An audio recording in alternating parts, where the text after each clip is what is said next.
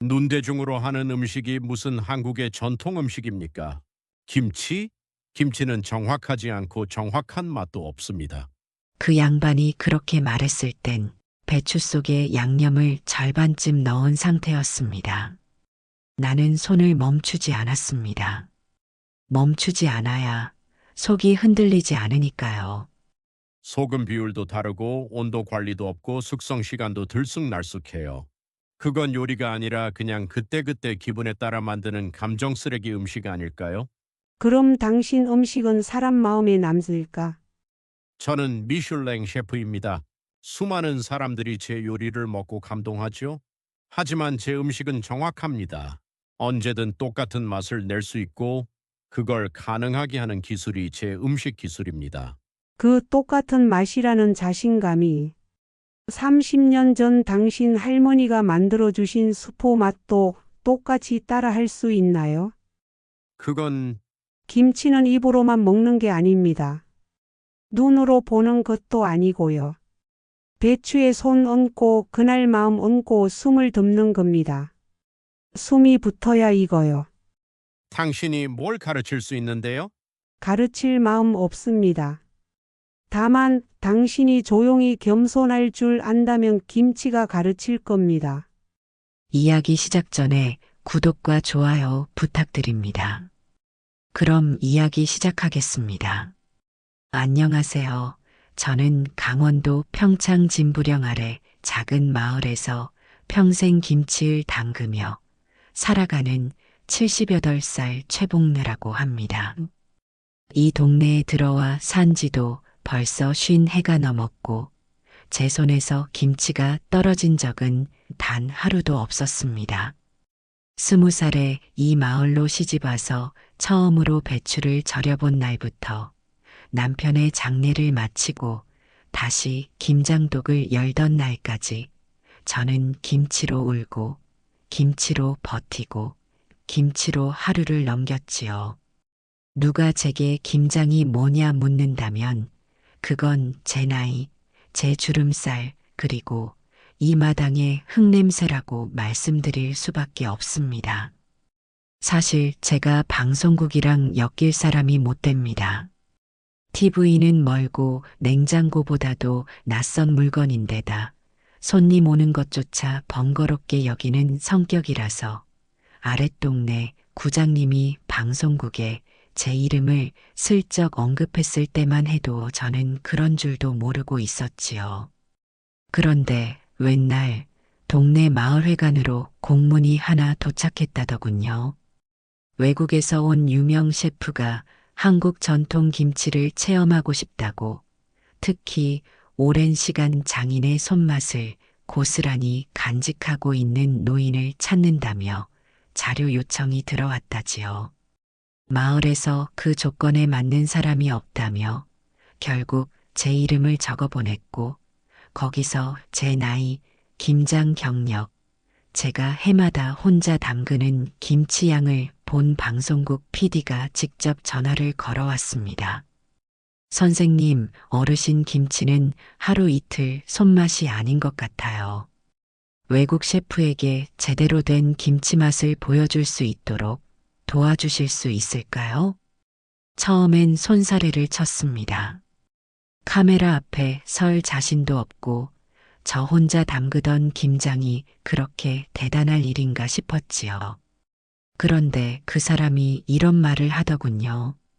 지금은 기록을 남겨야 할 때입니다. 누군가는 이 손맛을 보고 그 이야기를 들어야 해요. 그 말을 듣는 순간 문득 제 어머니가 떠올랐습니다.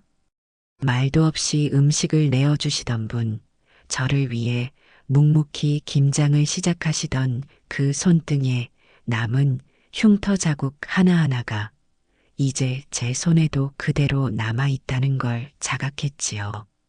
그래서 그랬는지 마음 한켠이 스르르 허물어져 버렸고 저는 결국 고개를 끄덕이고 말았습니다.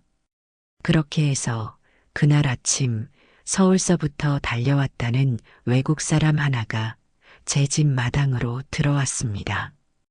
회색 수트에 머리는 빛 한 가닥 흐트러짐 없는 그 사람.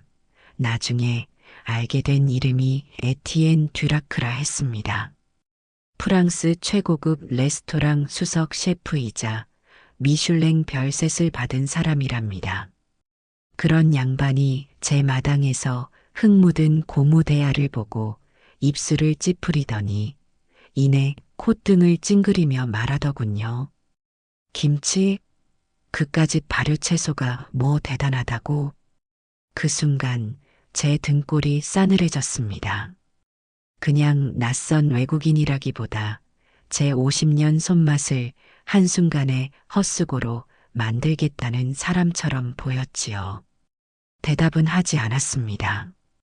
저는 그저 대야 안에 담긴 절인 배추를 다시 한번 눌러주며 말없이 고무장갑을 끼웠고 조용히 이렇게 중얼였지요.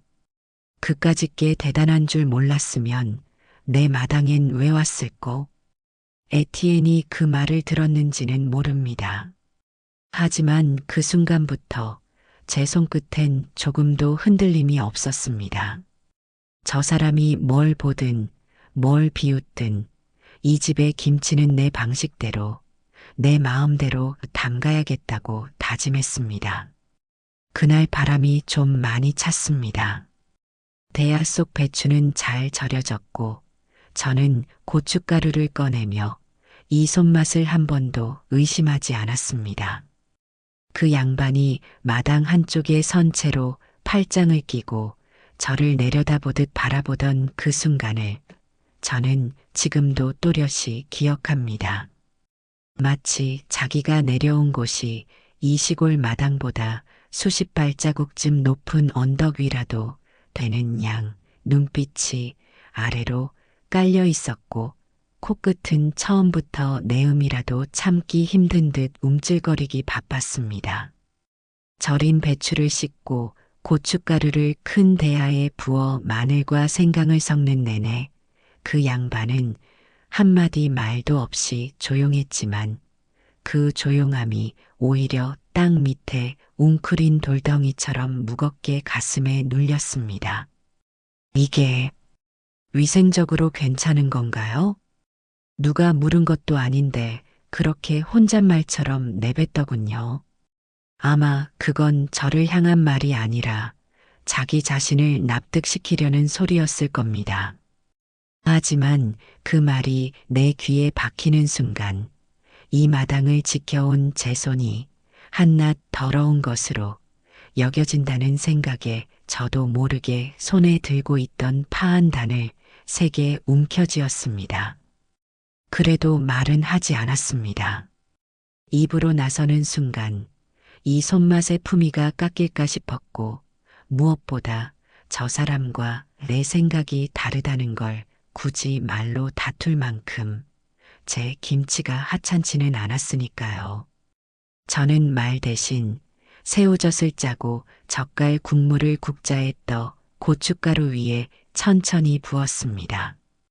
그 액젓 냄새가 코를 찌를 때 에티엔은 얼굴을 돌리며 코끝을 세차게 문지르더군요. 그러곤 또 혼잣말처럼 이렇게 중얼였습니다. 발효는 정성이 아니라 과학입니다. 일정한 온도, 정확한 비율, 위생관리가 핵심이지요. 그 말을 듣는 순간 제 속에 얇게 얹혀있던 침묵이 한꺼풀 벗겨졌습니다. 저는 그 사람을 바라보지 않은 채로 두 손으로 배추 한 포기를 잡아 속을 벌려 양념을 집어넣으며 말했습니다. 그럼 직접 해보쇼. 이게 김치요. 제가 그 말을 하는 데에는 어떠한 격한 감정도 없었습니다. 그냥 이 사람이 생각하는 그 과학이라는 것이 과연 한 번이라도 손끝에 절인 소금물이 물들어 본 경험에서 나왔는지 궁금했을 뿐입니다. 그는 제 말을 통역을 통해 듣더니 잠시 멈칫하더니 배추 한 포기를 조심스레 들었습니다. 저는 입을 다문 채 그의 손끝을 지켜봤지요. 양념을 집어들고 배춧잎 사이에 바르려던 그 순간 고춧가루가 미끄러져 손등에 묻더니 눈치 없이 눈을 비비려던 그 손짓이 보여 급히 말했습니다. 그 손, 눈 갖다 대면 안 돼요. 맵고 아려요. 그게 김치요. 그 양반은 놀란 듯 눈을 동그랗게 뜨고 손을 멈췄습니다. 그제야 깨달았겠지요. 손에 들어오는 건 고춧가루지만 그게 몸을 타고 올라오는 건 눈물이란 걸. 제가 처음 김치를 담글 때도 그랬습니다. 맵고 짜고 아렸고 아무도 몰랐지만 손끝이 울면서 익어가는 맛이 있었지요. 에티엔이 억지로 양념을 바르고 절인 배추의 속을 채운 뒤 손끝으로 조심스럽게 쥐어 입에 가져다 댔습니다. 그 순간 저는 그의 얼굴을 똑바로 봤습니다. 처음엔 아무 맛도 모른다는 듯 무표정이더니 한 입을 삼키고 나서 이내 미간이 찌푸려졌고 다시 두 번째 입으로 가는 건 망설이는 눈빛이더군요. 그럴 줄 알았습니다.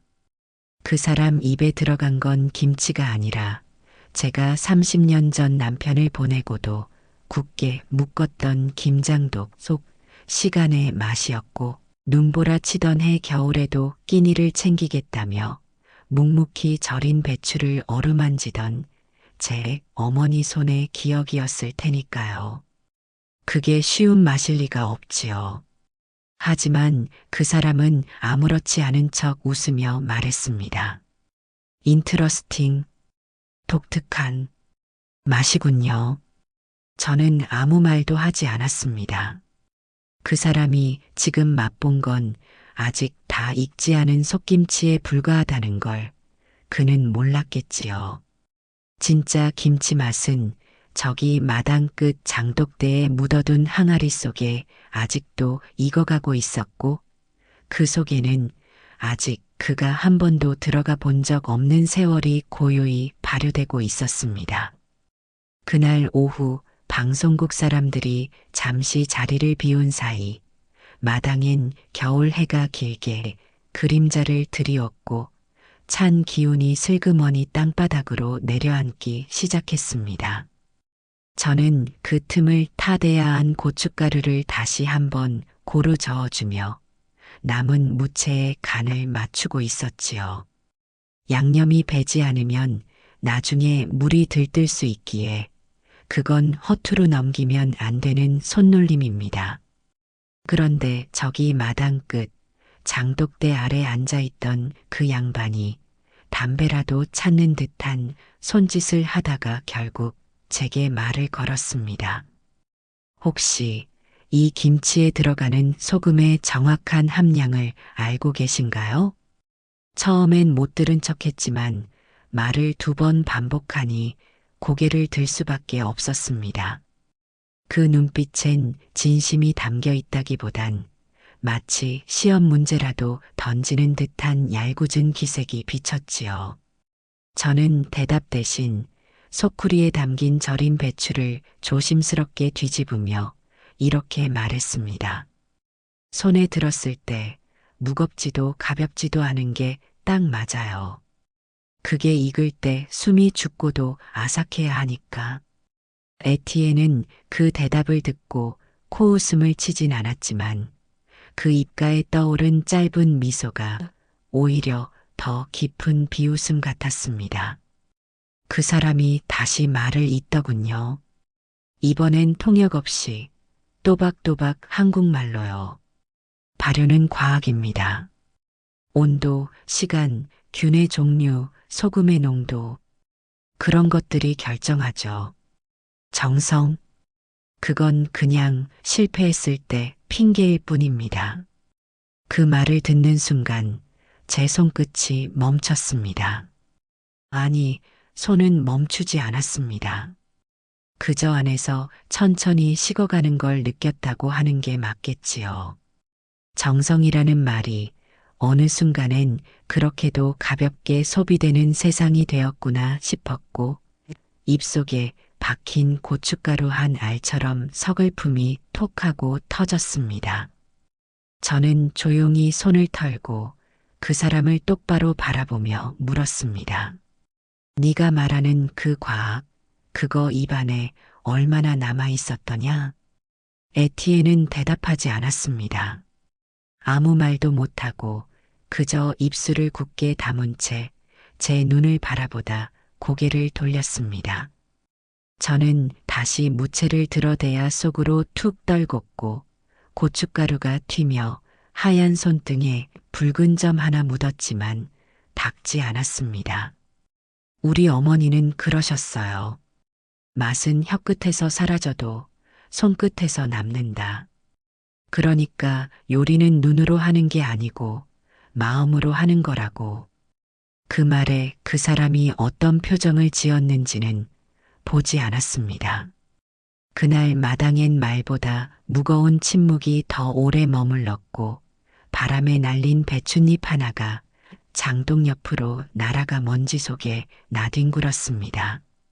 저는 조용히 그 잎을 주워 손으로 흙을 털어냈고 다시 장갑을 끼며 중얼였지요.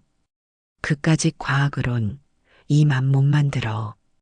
그 말이 들렸는지 들려도 이해했는지는 모르겠습니다. 하지만 그 양반 그날 저녁 혼자 장독대 앞에 서서 오래도록 그 항아리 하나를 들여다보고 있더군요. 그 눈빛에서 처음으로 이해 말고 의문이라는 감정이 떠오르는 걸 저는 멀찍이서 보고 있었습니다. 그제야 조금 알겠더군요. 이 사람 아마도 지금까지는 한 번도 자기 입으로 무너져 본 적이 없는 사람이라는 거요. 다음 날 아침 저는 평소처럼 대야부터 꺼내 들었고 아직 속 넣지 않은 배추 몇 포기를 손질하려고 마당에 나섰는데 방송국 트럭 옆에서 뭔가 부산한 기척이 느껴졌습니다. 그 양반의 티엔이라던 프랑스 사람이 아침 일찍부터 뭔가를 꺼내며 분주하게 움직이고 있었는데 그 손놀림이 어쩐지 전날과는 다르게 빨랐고 얼굴은 오히려 단단히 굳어 있었지요. 스태프 중 하나가 조심스레 제게 다가와 설명하길 오늘은 두 사람의 음식을 비교해서 촬영하는 날이라 했습니다. 할머니 김치와 에티엔 셰프의 프랑스 전통 발효 요리를 나란히 놓고 각자의 철학을 이야기해 달라고요. 저는 그런 게 무슨 의미가 있느냐 되물었지만 이미 정해진 기획이라며 고개를 숙이더군요. 말은 그렇게 했지만 사실 저는 알았습니다. 그 양반 어제 제 말에 마음이 상했던 겁니다. 과학이 입에 남은 적 있느냐는 그 한마디가 자존심을 콱 밟았던 거겠지요. 그날 점심 무렵 접이식 테이블 위에 흰 천이 깔리고 에티엔이 준비한 음식이 하나씩 놓이기 시작했습니다. 병아리콩을 발효시켜 만든 스프레드, 오크통에서 숙성된 치즈를 올린 크래커, 유산균으로 발효시킨 포도 껍질 소스. 그는 마치 실험 결과를 발표하듯 각 재료의 온도와 숙성 시간, pH 수치까지 설명하며 음식 하나하나에 논리를 얹었습니다. 그 접시는 분명히 아름다웠습니다. 뭐 하나 흐트러짐 없이 정돈되었고 빛깔도 고왔지요. 하지만 제 눈엔 차가운 돌덩어리 같았습니다. 마치 입에 넣으면 똑하고 부서질 것 같은 온기도 숨결도 느껴지지 않는 요리. 에티엔이 제게 고개를 끄덕이며 말했습니다. 이게 제가 생각하는 발효입니다. 균의 시간표대로 온도와 수분을 조절해 만든 결과물이지요. 그 사람은 자랑스럽게 말했지만 저는 조용히 그의 음식을 내려다보다 눈을 들지도 않은 채 이렇게 말했습니다. 숨이 없네요. 에티엔의 표정이 그 말 한마디에 잠시 굳었고 저는 대답을 기다리지 않고 천천히 손을 씻고는 제 김치통 앞에 섰습니다. 김장은 속을 숨기면 안 되는 음식입니다. 그 속에 뭐가 들었는지, 누구의 손을 거쳤는지, 어떤 마음으로 절였는지 다 드러나니까요. 그래서 저는 조심스레 배추 한 포기를 꺼내 조그마한 접시에 잘라 담고는 테이블에 올렸습니다. 말로 설명할 것도 없었습니다. 이 배추는 첫서리에 절이고 이 고춧가루는 해남에서 나는 핵고추를 말려 빻은 것이고 젓갈은 동해안에서 잡은 멸치와 새우로 직접 삭힌 것이고 이런 설명은 그저 흘러가는 말이니까요. 중요한 건 이 김치를 담글 때 제 마음이 떨렸다는 사실입니다. 그 떨림이 배추 속에 들어가 시간이 지나며 제 손끝 냄새와 섞여 지금의 맛을 만들어냈다는 것. 그건 숫자로는 셀 수 없는 일입니다. 그 양반은 제 김치를 입에 넣지 않았습니다. 대신 고개를 들고 저를 바라보다 조용히 테이블을 떠났습니다. 카메라가 돌아가고 있었지만 그 사람의 표정은 분명히 정리되지 않았습니다. 자존심도 의문도 무언가 이해되지 않는 복잡한 감정들이 서로 얽혀 가슴 깊숙이 내려앉은 듯한 얼굴이었지요.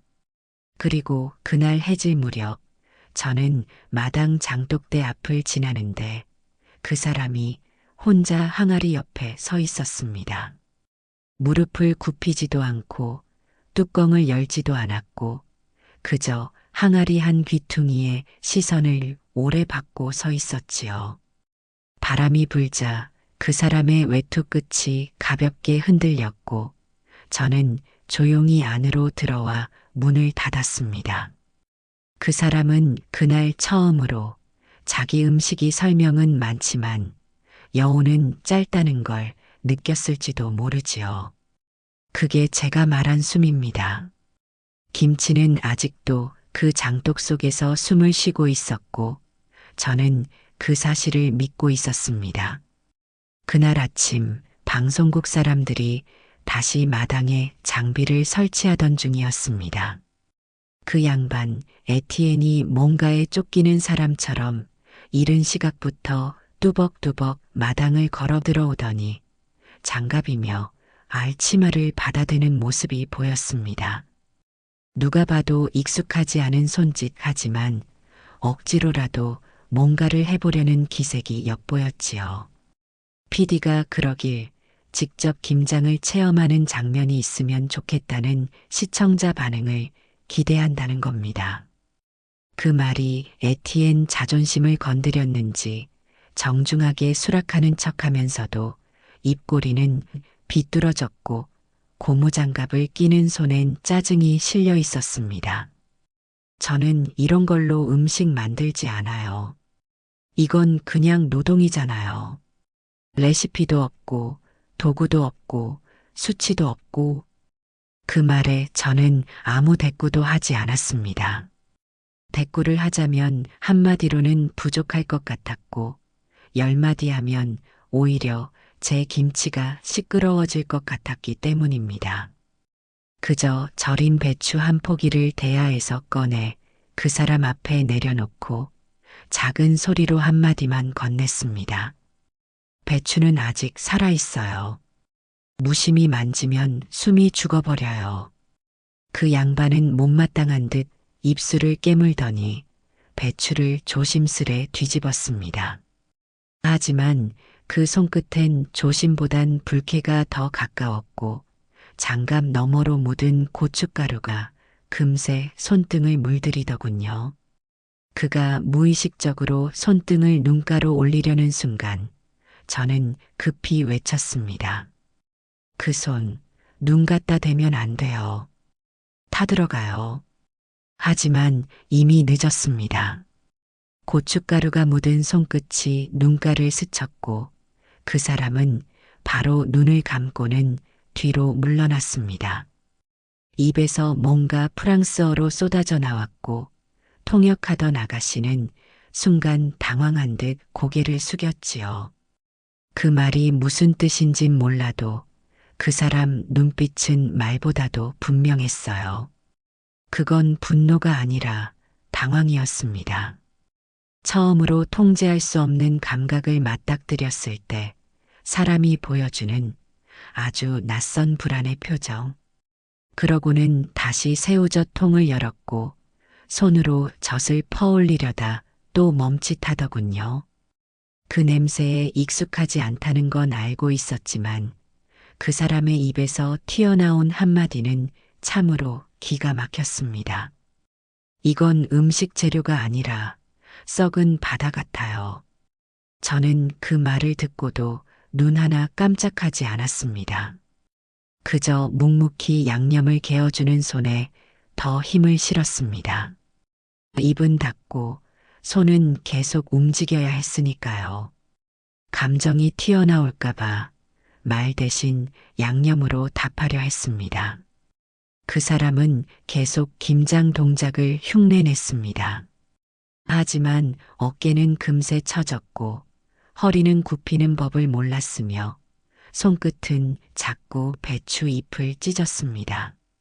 배추에 양념을 바르는 게 아니라 기계적으로 문지르는 수준이었지요. 그걸 보며 저는 마음속으로 중얼거렸습니다. 저 손으론 김치가 안 익을 거야. 절대 숨을 쉬지 못할 거야. 그렇게 한참을 버티다 그 사람이 결국 고무장갑을 벗으며 털썩 주저앉았습니다. 마당 먼지 바닥에 주저앉은 프랑스 셰프. 얼굴엔 땀이 번지고 손등은 빨갛게 부풀어 올랐고 허리는 제대로 펴지지도 않더군요. 그 사람이 한참 숨을 몰아쉬더니 결국 입을 열었습니다. 이건 요리가 아니야. 그냥 노동이야. 정성 같은 단어로 포장된 감성 노동이지. 그 말에 저는 손에 끼고 있던 고무장갑을 천천히 벗었습니다. 장갑 안에 땀이 차 손바닥이 축축했고 손끝엔 양념이 희미하게 배어 있었습니다. 그 손으로 앞치마를 한번 쓸고는 조용히 그 사람을 바라보며 말했습니다. 그 감성이 없으면 사람 입에 들어가긴 해도 사람 마음엔 안 남지요. 그 사람은 말이 없었습니다. 주저앉은 채 마당 한가운데를 멍하니 바라보고 있었고 그 눈빛엔 처음 보는 낯설미 담겨 있었지요. 그건 아마 처음으로 이겨야 할 무언가가 아니라 이해할 수 없는 무언가를 본 사람의 표정이었을 겁니다. 그날 밤 마당 정리를 마치고 안방에 들어오니 기운이 뚝 끊긴 몸이 먼저 뉘이고 싶다며 바닥으로 사르르 주저앉았습니다. 그러고는 문풍지 사이로 스며드는 찬 기운에 귀를 기울이다 보니 바깥에서 사람들이 웃는 소리가 희미하게 들리더군요. 아랫동네 할머니들이 김장 도와주러 와선 된장국 끓이며 이야기꽃 피운 소리였지요. 그 속엔 방송국 스태프 몇 명도 섞여 있었고 방 안에 혼자 틀어박혀 있는 프랑스 사람 그 양반만 보이지 않았습니다. 아마 몸살이 났겠지요. 하루 종일 익숙하지 않은 자세로 배추를 다뤘고 손끝은 고춧가루에 쓸리고 입으로는 말은 안 해도 속으로는 자존심을 꾹꾹 눌렀을 테니 피곤했을 겁니다. 그렇다고 제가 걱정이 된 건 아니었습니다. 그저 생각이 들었지요. 사람이 몸보다 마음이 먼저 부서질 때 낯선 침묵이 찾아오곤 한다는 거요. 그리고 그 다음날 새벽 아직 해가 뜨기 전인데 마당에서 뭔가 바스락거리는 소리가 들려왔습니다. 처음엔 족제비라도 들었나 싶어 슬리퍼를 깨어 신었는데 문을 열고 나가보니 장독대 옆에 희미한 형체가 앉아 있더군요. 그 양반이었습니다. 허리를 굽히고 배추를 뒤적이다가 저와 눈이 마주치자 머쓱하게 고개를 떨궜습니다. 말을 걸지는 않았습니다. 저도 굳이 부르지 않았습니다. 그저 문 앞에 서서 그 사람 손끝이 어떻게 움직이는지를 지켜봤지요. 어제처럼 투박했습니다. 양념은 고르게 묻지 않았고 손놀림은 여전히 낯설었지만 단 하나 다른 점이 있었지요. 이번엔 그 손이 버티고 있었습니다. 냄새에 코를 찡그리지 않았고 장갑 너머로 느껴지는 차가운 배추 속의 감촉을 일부러 외면하지 않고 받아들이고 있었습니다. 그건 어쩌면 사람의 마음이 조금은 식었다는 증거였고 식은 마음이 다시 무언가를 받아들일 준비가 되었다는 신호 같기도 했습니다. 저는 마루에 올라가 부엌에서 새 양념 한 대야를 만들어 그 사람 옆에 놓아두었습니다. 어디 묻지 말고 그냥 필요한 만큼 쓰라며 아무 말 없이 내려놓고는 안으로 들어왔지요. 그 사람은 고개를 들어 절을 하진 않았지만 제 발소리가 멀어질 때까지도 그 자리를 떠나지 않았습니다. 마당 안엔 김치 냄새보다 더 진한 묵묵한 공기가 퍼져 있었고 그 양반은 처음으로 자기 입이 아니라 자기 손으로 무언가를 이해하려 애쓰는 사람처럼 보였습니다. 한참 뒤 부엌에서 물을 끓이는데 바깥에서 그 사람 목소리가 아주 작게 들렸습니다. 혼잣말이었는지 하늘을 향한 말이었는지는 모르겠습니다. 왜 이걸 계속하고 싶지? 그 말은 아주 조용히 새벽의 김장독 사이로 스며들었고 그 순간 저는 느꼈습니다. 이 사람 드디어 음식이 입을 위한 게 아니라는 걸 어렴풋이 깨달은 거라고요. 그게 김장이 가르치는 방식입니다. 배우겠다고 나서기 전에 먼저 무릎을 꿇고 허리를 굽히고 손을 더럽히지 않으면 절대 알려주지 않지요. 그날 새벽 그 사람의 손끝에도 조금씩 숨이 붙기 시작했습니다. 그걸 보고도 저는 아무 말 하지 않았습니다. 말이란 게 배추처럼 너무 빨리 꺼내면 풋내가 나는 법이니까요. 점심을 나누는 자리는 언제나 조용한 법이 없었지만 그날만큼은 유난히 말소리가 적었습니다. 아랫동네에서 김장 도우러 오신 김할머니는 젓가락을 놓으며 올해 고춧가루는 유난히 맵다고 하셨고 구장님은 된장국에 고추 송송 썰어 넣으며 역시 할매 손맛은 못 따라가 하며 웃으셨지만 그 가운데 앉아있던 그 양반 에티에는 한마디도 하지 않았습니다. 그저 눈을 내리깔고 밥숟가락을 들었고 조심스레 김치 한 조각을 집어 올려 입에 넣기까지 한참을 머뭇거리더니 아주 천천히 씹기 시작했지요. 그 사람의 손에는 더 이상 장갑 자국이 남아있지 않았지만 저는 알고 있었습니다. 그 손이 전날보다 훨씬 조심스러워졌다는 것을요. 그 조심이 꼭 눈치 때문만은 아니라는 것도 느껴졌습니다.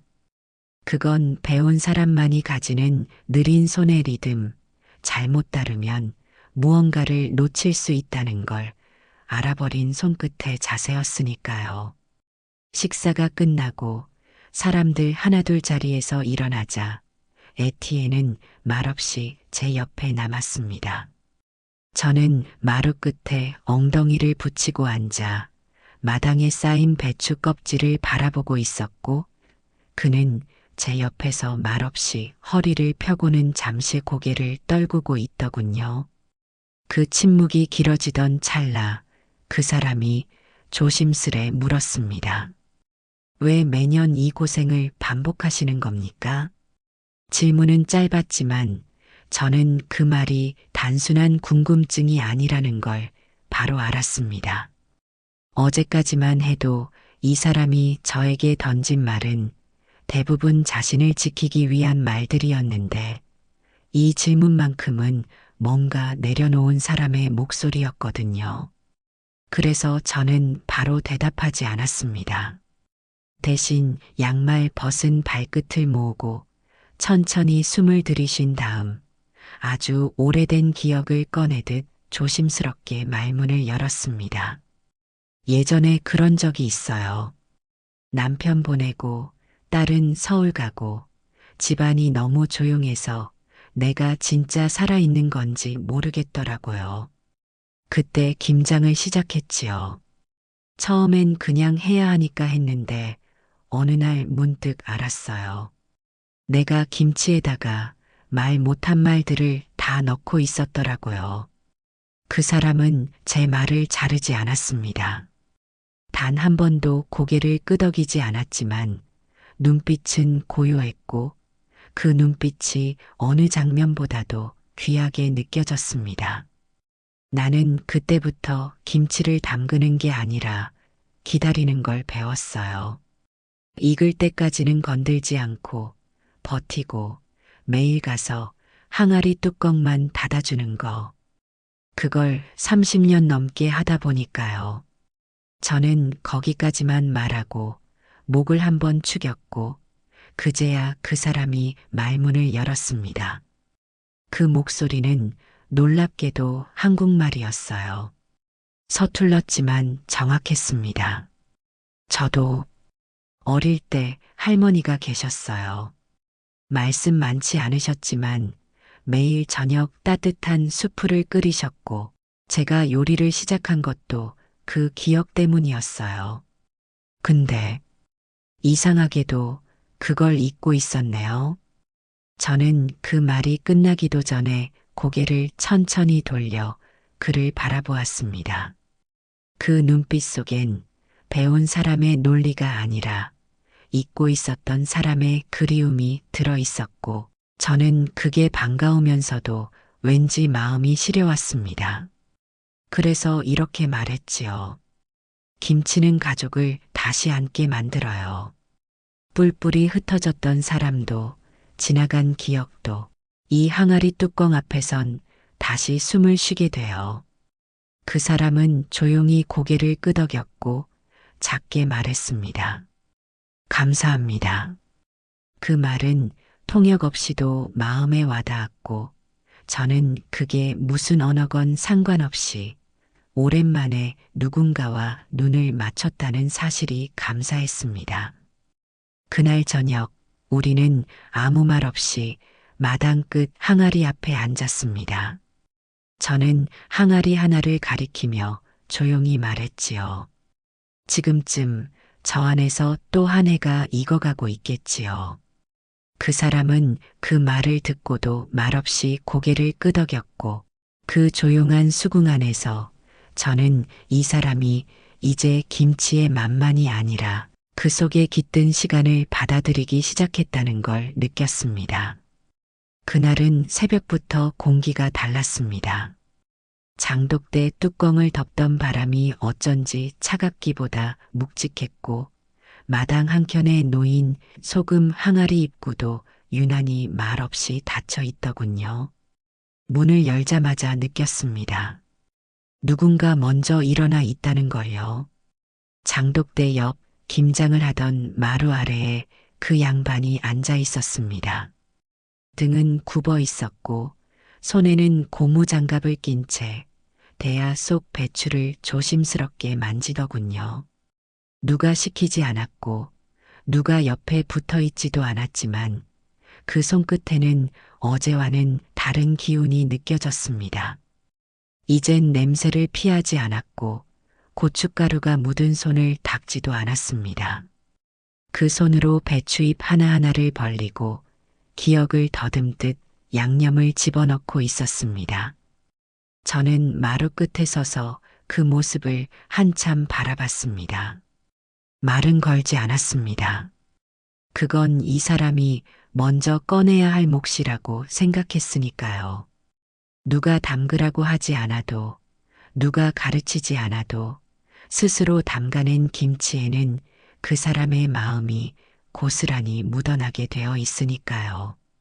그 양반은 마치 연습하듯 몇 포기 마늘 꺼내 속을 채워놓고 그걸 검은 대접에 담아 제 앞에 조심스레 내밀었습니다.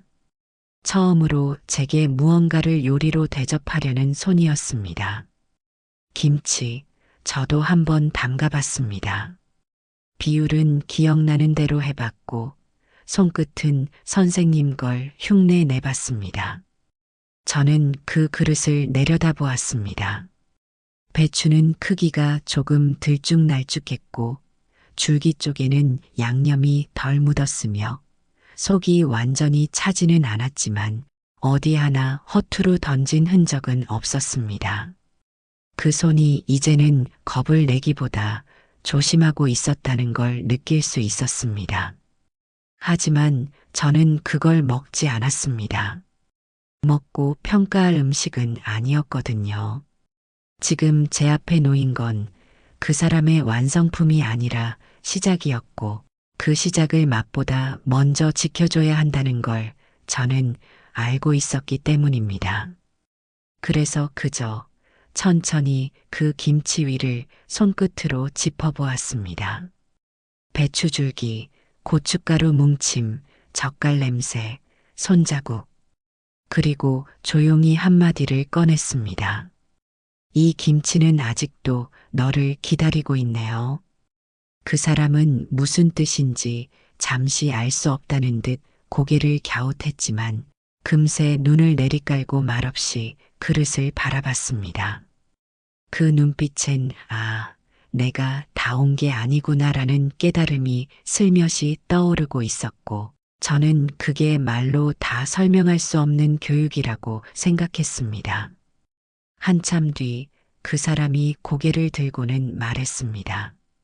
기다린다는 건 참 따뜻한 말이네요. 저는 고개를 끄덕이지도 미소를 짓지도 않았습니다. 대신 마당 한가운데로 걸어가 장독 하나의 뚜껑을 조용히 열었습니다. 그 속엔 며칠 전 담가두었던 제 김치가 잘 익어가고 있었고 저는 그중 한 포기를 꺼내 깨끗한 접시에 담아 그 사람 손에 올려주었습니다. 이건 너한테 익은 거예요. 그건 내가 담갔고 이건 내가 담가야 돼요. 그 사람은 그 말을 들으며 김치를 손에 들고 한참을 바라봤습니다. 그리고 그 손이 떨리듯 아주 가볍게 김치를 쥐는 걸 보며 저는 생각했지요. 이 사람, 이제 진짜 담그고 있구나. 그날은 유독 바람이 맑았습니다. 해는 아직 높지 않았고 저는 마당에 의자를 꺼내 앉아 고추 말리던 멍석 자리를 바라보다가 문득 이 시간이 그렇게 특별한 시간인가 싶어 고개를 갸웃했습니다. 마을 회관에서 가져다 준 작은 TV 그 앞에 김할머니, 송할머니, 구장님까지 의자 하나씩 끌고 와 앉았고 화면 속에 낯익은 그 사람이 당장하자 다들 저를 한 번씩 바라봤습니다. 하지만 저는 아무 말도 하지 않았습니다. 말이 필요 없는 순간이 있다는 걸 그 사람도 이제 알 거라 믿었으니까요. 프랑스 파리 귀국 전 마지막 기자간담회 자리였습니다. 스크린 속 그 양반은 단정한 셔츠에 마이크를 들고 서 있었고 처음엔 누군가가 써준 원고를 읽으려다 한 줄 넘기지 못한 채 조용히 그것을 내려놓았습니다. 순간 카메라 플래시 소리가 잠시 멈췄고 모든 시선이 그의 입술 끝을 향해 쏠렸습니다. 제가 한국에 오기 전까지 김치라는 음식을 비웃었습니다. 소금에 절이고 고춧가루에 묻히고 냄새도 강하고 복잡하기만 한 음식. 과학도 공식도 기준도 없는 음식이라고 생각했지요. 그 목소리는 작았지만 단 한 번도 떨리거나 흐트러지지 않았습니다. 그건 누군가를 설득하려는 말이 아니라 자신에게 처음으로 진실을 고백하는 사람의 목소리였으니까요. 그런데 한 분의 손끝에서 저는 시간을 봤습니다. 그분은 단 한마디도 과장하지 않았고 단 한 번도 저를 훈계하지 않았습니다. 하지만 저는 매일 그분의 손을 보면서 배웠습니다. 그 순간 제 옆에 앉아있던 구장님이 저 말, 지금 어르신 얘기하나 봐 하며 제 팔을 툭 쳤고 김할머니는 입을 벌리다 말고 조용히 눈을 깜빡이셨습니다. 저는 화면에서 시선을 떼지 않았고 말없이 두 손을 무릎 위에 올려놓았습니다. 그분이 담근 김치를 처음 먹었을 때 제 혀는 그 맛을 오래 기억하지 못했습니다. 하지만 제 심장은 아직도 그 한 입을 기억합니다. 에티엔은 말을 멈추고 텀블러에 물을 한 모금 마시고는 눈을 감았습니다. 그 눈꺼풀 아래로 번지는 물기의 흔들림이 있었지만 그는 결코 고개를 돌리지 않았습니다. 그분은 요리사가 아닙니다. 그분은 시간을 담그는 사람입니다. 그분이 없었다면 저는 제 요리를 다시 믿지 않았을 겁니다. 그 순간 저는 고개를 천천히 끄덕였습니다. 기쁨이라기보다 이해받았다는 안도감이 더 가까웠고 제 마음속에서 무언가 아주 천천히 풀어지는 기분이 들었습니다. 그 양반의 말은 거창하지 않았고 오히려 소박해서 더 진심이었지요. 기자들은 조용히 박수를 쳤습니다. 누구 하나 소리를 내어 외치지 않았지만 그 박수는 정제된 예의가 아니라 한 사람의 변화에 보내는 경이었습니다. 그리고 마지막 장면.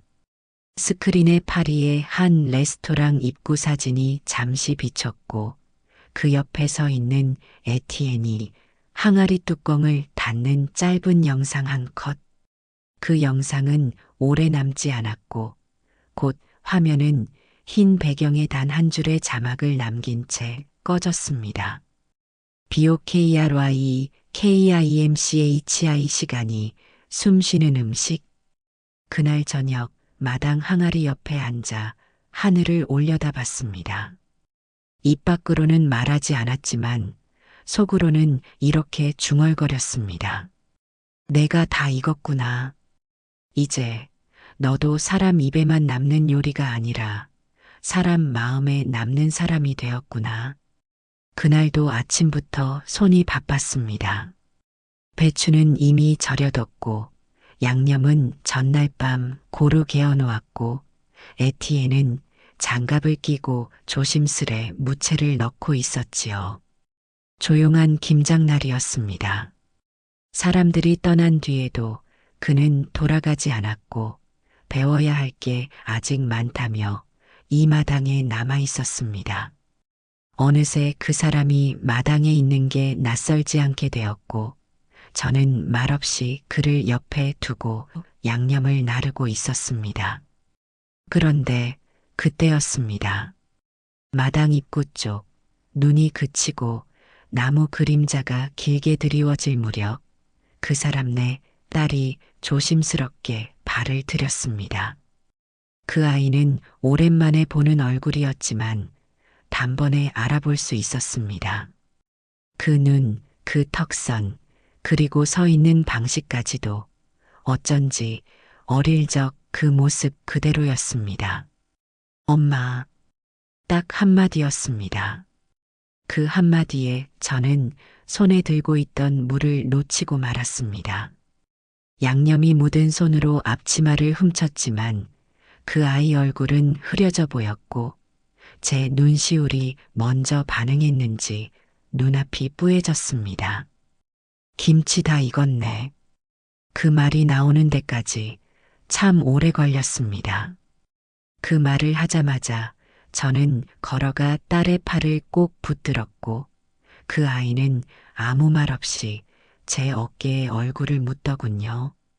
그 품에서 우는 소리가 들렸고 저는 눈을 감고 등을 토닥이며 오래도록 그 울음을 들었습니다. 에티엔은 그 장면을 멀찍이서 바라보고 있었습니다. 처음엔 고개를 돌리려다 이내 똑바로 마주보며 조용히 두 손을 앞으로 모으고 서 있더군요.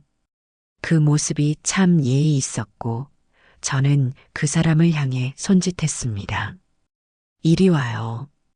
오늘은 셋이서 담가봅시다.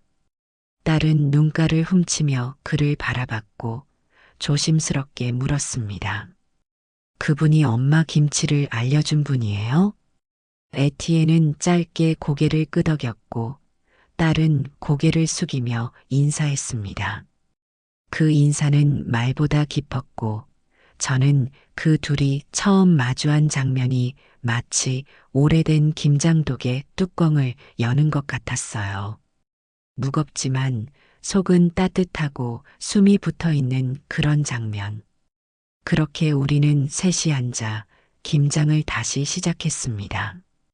딸은 익숙하지 않은 손으로 배추를 벌리며 양념을 넣었고 에티에는 간이 맞는지 조심스럽게 물었고 저는 두 사람을 번갈아 보며 양념을 조금 더 넣으라고 가르쳐 줬습니다.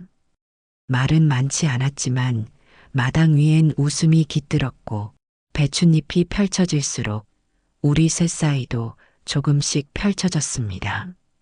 한참을 버무리다 말고 저는 손을 멈추고 두 사람의 손끝을 바라봤습니다. 김치는 혼자 담그면 오래 못 가요. 이렇게 셋이 버무리면 봄까지는 거뜬하겠네요. 그 말을 들은 에티엔이 고개를 끄덕였고 딸도 조용히 웃었습니다. 그 미소는 이 마당에서 오래 잊고 지냈던 미소였고 저는 속으로 중얼거렸습니다. 그래, 이 맛이었지. 음식도 가족도 익으려면 시간이 필요한 거였지. 해가 지고 우리는 마지막 배추까지 속을 넣고 마당 끝 장독 속으로 김치를 차곡차곡 눌러 담았습니다. 세 사람이 하나씩 장독 뚜껑을 덮으며 저는 조용히 한마디를 더 했습니다. 숨이 참 곱게 붙었네요. 이제야 김치도 우리도 참 잘 익었다는 생각이 들었습니다.